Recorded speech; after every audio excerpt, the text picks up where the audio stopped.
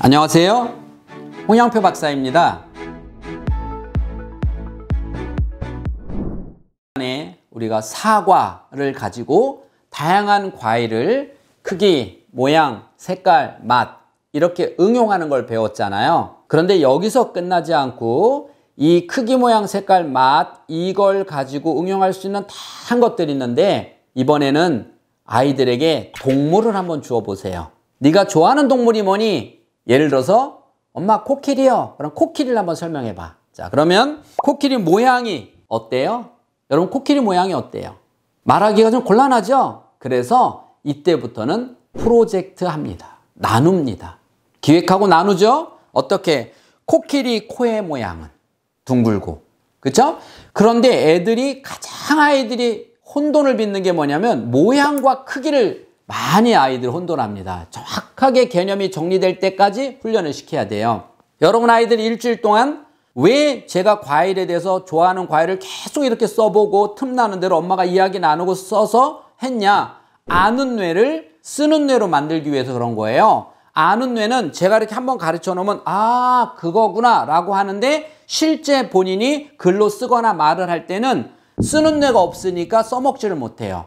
집에서 한 주나 두 주나 세 주 정도 꾸준히 이 과일의 크기, 모양, 색깔, 특징에 대해서 엄마하고 이야기 나누고 일기로 써보게 하면 얘는 평생 씁니다. 그래서 모든 과일로 응용을 할 수 있는 아이가 된다는 것 아시죠? 그게 바로 아는 뇌에서 쓰는 뇌로 전환시키는 거예요. 자, 그러면 이번에는 동물로 넘어갔죠? 코끼리 코의 모양은 둥글고, 귀의 모양은, 머리의 모양은, 몸통의 모양은, 다리의 모양은, 꼬리의 모양은.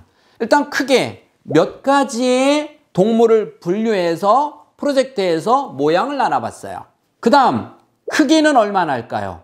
보통 어른들은요 집채 그래요. 집채요? 그건 옛날 초가집일 때 초가집이 마치 여기 굴뚝 모양하고 코끼리 같아서 집채 그랬잖아요. 요즘 애들은 몇 평이냐고 물어보잖아요. 그런데 이런 아이들이 참 많아요. 코끼리의 크기는 커요. 이렇게 해요. 설명은 코끼리를 한 번도 보지 못하고 그림에서도 못 보고 못 본 아이들에게 코끼리가 커요. 그럼 이 아이는 토끼보다 크다는 얘기인가? 그렇잖아요. 소보다 크다는가?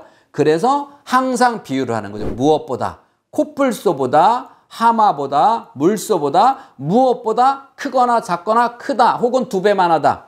이렇게 크기에 대한 얘기를 해줘야죠. 그 다음 코끼리 색깔은 어머니 어떻습니까? 많은 분이 회색 그래요. 정말 코끼리 보셨나요? 어디서 보셨어요? 동물원이요? 정말 회색이든가요? 아니잖아요.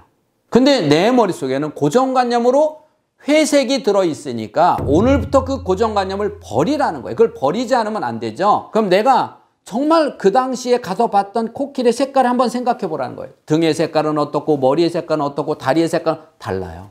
이게 보는 사고력이에요. 그래서 색깔도 자세하게 써볼 수 있도록 해요. 마지막에 맛이요. 코끼리 먹어본 사람 있어요? 못 먹어봤잖아요. 그래서 동물은 특징으로 바뀝니다. 맛이 특징으로. 그래서 마지막에 특징. 그러면 코끼리의 특징은 뭘까요? 코가 손이래요. 맞죠? 코가 손이래요. 특징이에요. 그 밖에 아이가 코끼리 하면 생각나는 특징을 이야기해보게 하고요. 자, 그러면 코끼리에 대해서 자세하게 나눴으니까 다시 응용해 봐야죠. 토끼 한번 해볼까요? 토끼의 모양은 벌써 머릿속에서 프로젝트 한다. 그쵸? 코의 모양은, 귀의 모양은, 머리의 모양은, 몸의 모양은, 뒷다리, 앞다리, 꼬리. 이제 자연스럽게 나오죠? 그리고요, 토끼의 크기는요. 뭐하고 비교하면 가장 비슷할까요? 많은 애들이 강아지. 근데 강아지는 종류가 너무 달라서 안 돼요. 정확한 강아지 말하면 어떤 강아지라고 지정을 해줘야 되죠? 그러면 그 다음에 많이 나오는 게 고양이에요. 그렇죠? 고양이만하거나 작거나 크다. 아이 생각을 넣어놓게 해야죠. 자, 이제 색깔. 그래서 이 정도 들어가면 아이들이 색깔도 내가 본 색깔을 다 말해야 된다. 그래서 흰색, 검은색 토끼도 있죠. 약간 분홍색 점박이도 있죠. 점박이도 있죠. 다양한 색깔 회색도 있죠. 자기가 본 것을 다 말할 수가 있잖아요. 그리고 마지막으로 특징 뭘까요? 어떤 애는 뒷다리가 길어서 잘 산을 올라간다. 그리고 눈이 빨갛다. 귀가 커서 소리를 잘 듣는다. 여러 가지 아이들이 이야기가 많이 나오죠. 그러면 어떻게 해야 될까요? 자, 그러면 이번에는 일주일 내내 아이와 함께 동물에 대한 이야기를 나눠보는 거예요. 언제까지 이 아이 뇌에서 아는 뇌가 만들어질 때까지. 그럼 이 아이는 모든 과일과 모든 동물에 대한 설명은 완벽하게 할 수 있는, 응용할 수 있는 뇌가 만들어졌죠. 그리고 나면은 하나 더 힌트를 줄게요. 우리 집에 있는 가전제품 말해보기. 뭐가 있을까요? 제일 먼저 나오는 게 TV도 있겠죠. 냉장고도 있겠죠. 그렇죠? 그 다음에 뭐 밥솥부터 다양한 요즘 전자제품이 얼마나 많아요. 자, 이걸 한번 해보는 거예요. 자, 냉장고의 크기는 얼마나 할까? 크기 얼마나 할까요? 아, 방문짝만하다. 그러네. 문짝만하다. 그렇게 아이들 표현하면 맞다. 그렇죠? 그 다음에 모양은 사각기둥이다. 맞죠? 색깔은 우리 집에 있는 것뿐만이 아니라 내가 알고 있는 그러한 냉장고 다양한 색깔을 말하게 하고요. 마지막 중요한 게 뭐예요? 특징이에요. 냉장고가 하는 일이 뭘까요? 냉장고에는 냉동실도 있고 냉장실도 있고 야채실도 있고. 그렇죠? 그래서 냉동실이 하는 일, 냉장고가 하는 일, 그 다음에 야채실에서 하는 일. 다양하게 아이가 이걸 응용해서 써볼 수 있도록 하는 거죠. 그리고 TV다. 그러면 TV의 모양, 색깔, 그쵸? 크기, 그 다음에 특징. 전파를 화면으로 바꿔서 어떤 특징이 있는가를 아이가 생각해서 이야기해 보도록 하나하나 해준다면 이 아이는 어디 가서 무엇을 보든 말이나 글로 설명을 할 때 정말 유창하게 할 수 있는 쓰는 뇌가 만들어진다는 사실입니다.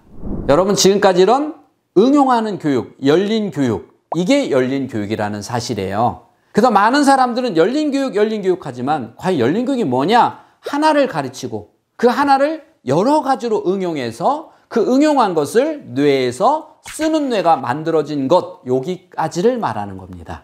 여러분, 재미있죠? 한번 여러분에게 이렇게 가르치면 어떤 엄마는 그러시더라고. 제가 진작 배웠으면 제 인생이 달라지고 이 인간 안 만났을 텐데, 이런 얘기하는 엄마도 계세요.